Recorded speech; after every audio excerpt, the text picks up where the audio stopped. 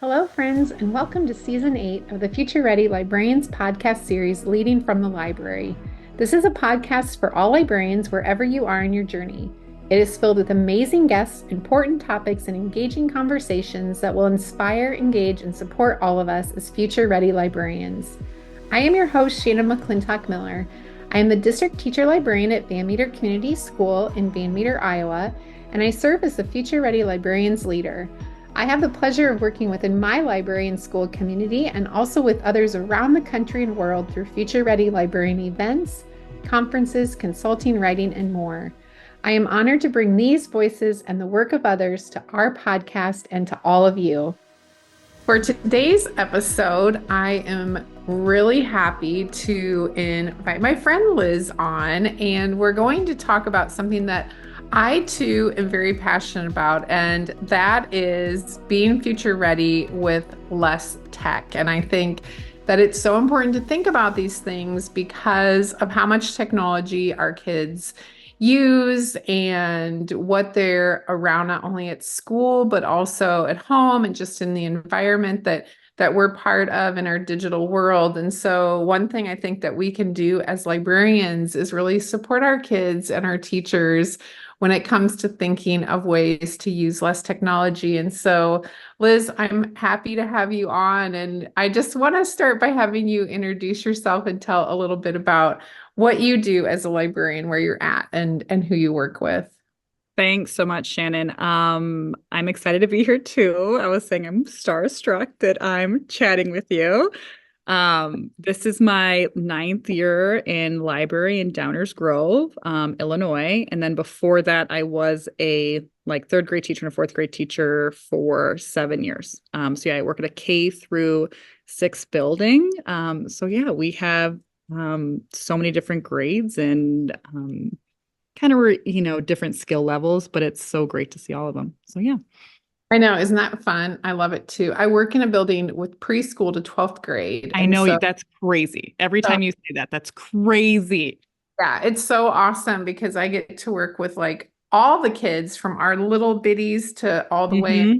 And most of our kids stay at school the whole time, so Oh we get my them gosh. from the time they start until they graduate. I know, it's That's pretty crazy. cool. That's so special. I know. Well, just to start, I think it's important for people to kind of hear the thoughts that you've had since the pandemic. And I know that we've all had like these ahas and maybe these shifts in how we think of things and how we see things. I know that I've had so many. And so I would just love for everybody to hear kind of your thinking around this whole idea. Totally. Wow. Yeah, totally. And I love how you say like all of us, it's adults too. Kind of like what I've been thinking about with the students here. It's like with adults too, like adults need this too. But I think when we started teaching socially distanced, I just noticed that like the big feelings that they already have were just bigger and more prevalent. And the things that used to be kind of a small problem or no big deal were now a big deal. And it was even kind of tricky getting through a lesson. And so I kind of thought, what do these kids need from me? We just kind of switched to like identifying feelings, tools that can help them, and then playing games that kind of practice and like reinforce the skills that we're teaching them.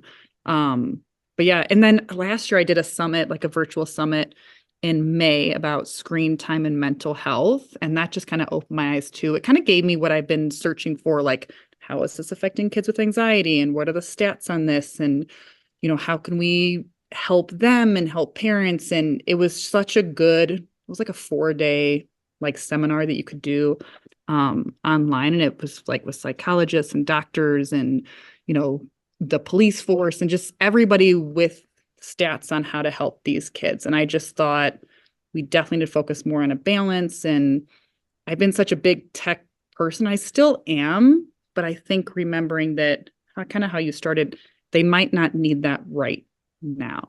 They might not need as much technology to help with their mental health and just to kind of balance out their world and the digital world that we live in.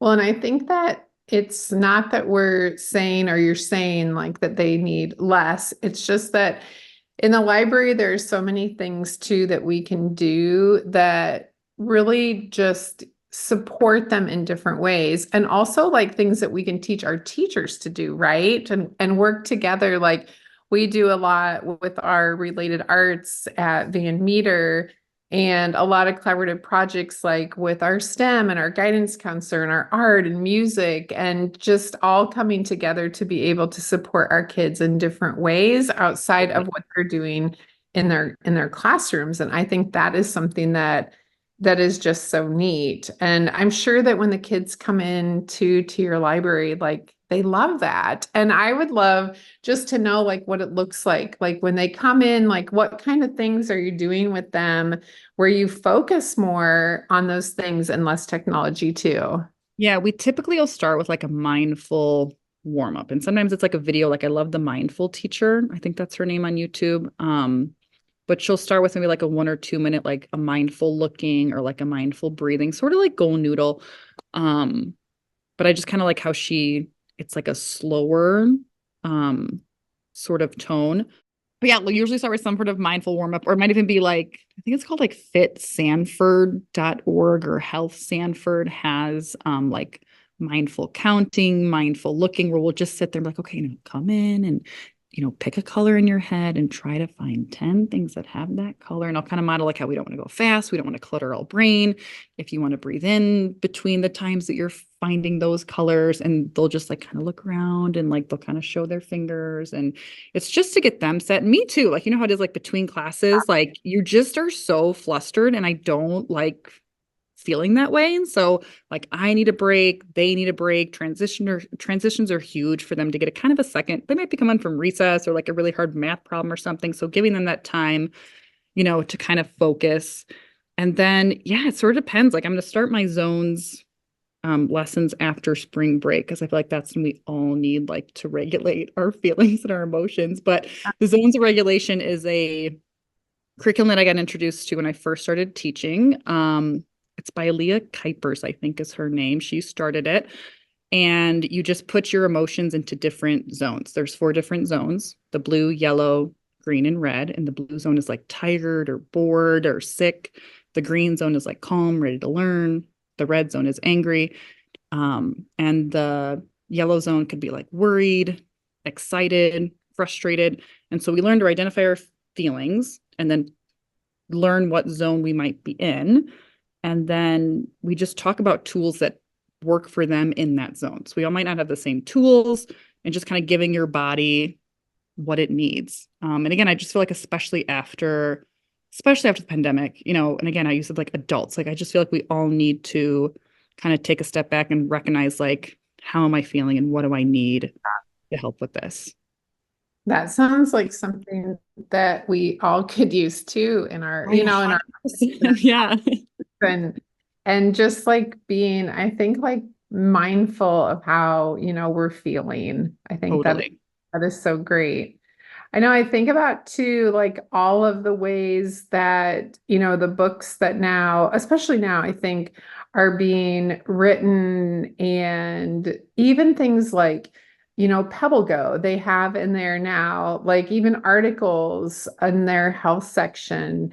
And it's so great to be able to really like talk to the kids about these topics too. So they know. Yes, I love how mental health has become like an okay thing to talk about, especially after the pandemic. Even myself, like I didn't realize how anxious of a person I was until like I started like kind of talking about these books and kind of like truly reflecting. I was like, I am like super anxious, and like, myself will like use these strategies, and I try to do like yoga more, and I went to like a mindful conference. But even as adults, like seeing how we can better ourselves and see what we need. Yeah, and there's so many great books out there. A lot of our Monarch books, like for Illinois, we have like picture books are like Monarch books. We get like 20 each year that we get encouraged to read the kids.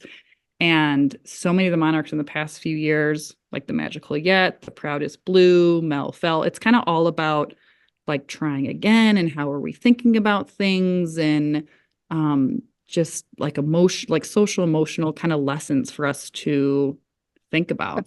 And so That's I why just I love asked that. you about. Yeah, I was gonna say to you, like, what are some of like those books that go along with like great lessons. I know that I love to learn about them. And so having you say like the mindful yet and Oh my gosh, yes. There's one of my favorites to start with. It's I'm sure you know the Color Monster where he has all these, and then there's a pop-up book that I have for my own kids. Um, but yeah, where he has all these, he's like a different color, all these mixed up colors, and they show him, well, if you put them in different jars, it might help you, realize, how you're feeling and what you need. It like kind of helps organize things. And so he puts his emotions in these different jars at the end. That's my favorite one to start with. The Proudest Blue I love because oh yeah.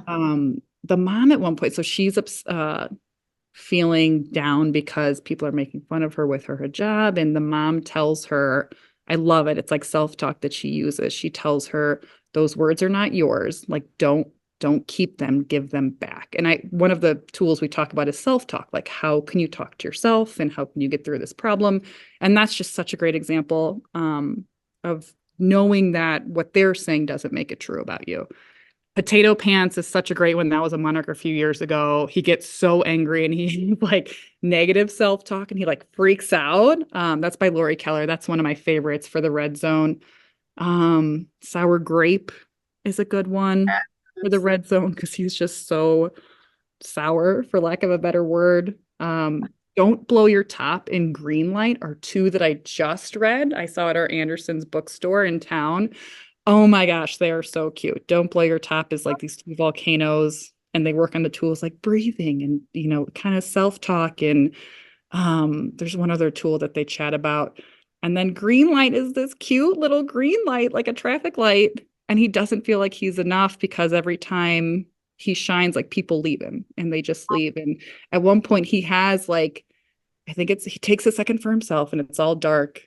And then he sort of has like, it's like a circle of self-talk about how he truly feels about himself. And it's just so sweet. So yeah, those are some of my cute. recent favorites. Oh, I love it. And you're right, by Anderson's. I mean, you probably find a lot too. Like, I find so many great books for like SEL, anything that I'm looking for, but especially when you go to like independent bookstores and you see like families sitting there reading these great books and the displays they have, like so many ideas too for our library.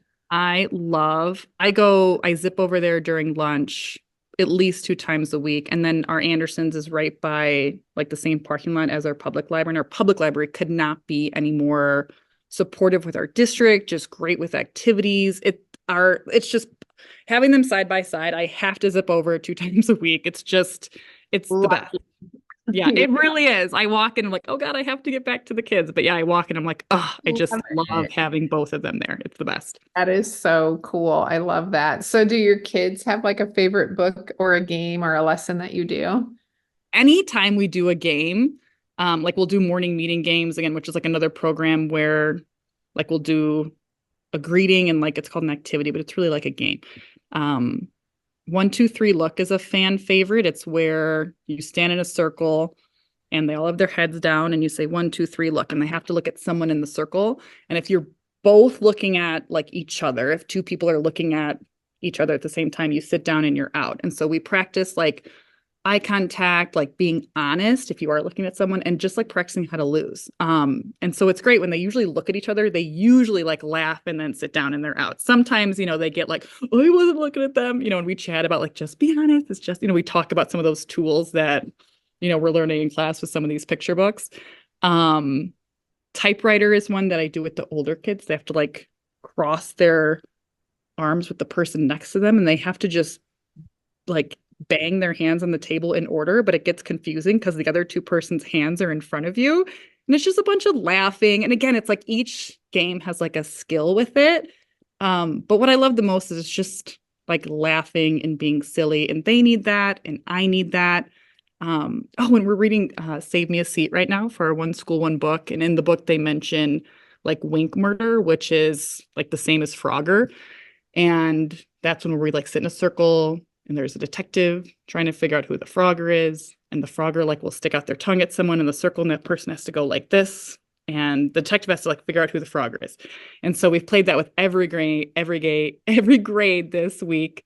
for kindergarten through six, and every grade is like, can we play it again? Can we play it again? Can we play it again? And so I just feel like whatever game we play, whatever game we recently played, they want to play again. That's probably their favorite. So right now it's Frogger. I think that is so cool though, like how and it's something too, again, that they can take back to like their classroom. Yeah. And I'm sure that I was going to ask you that, like, how are you sharing like these ideas like with your teachers too? Because I think that this is such a great resource for them to have as well.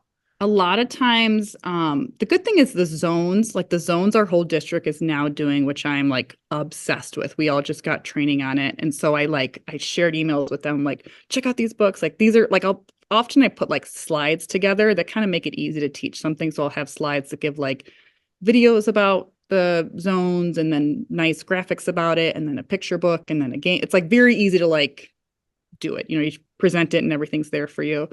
Sometimes I'll kind of teach over like the time. So when they come in, they can see us like playing the game. Like a first grade class did that. And the teacher's like, what is this? And I was like, oh, it's Frogger. So then she joined in and played too.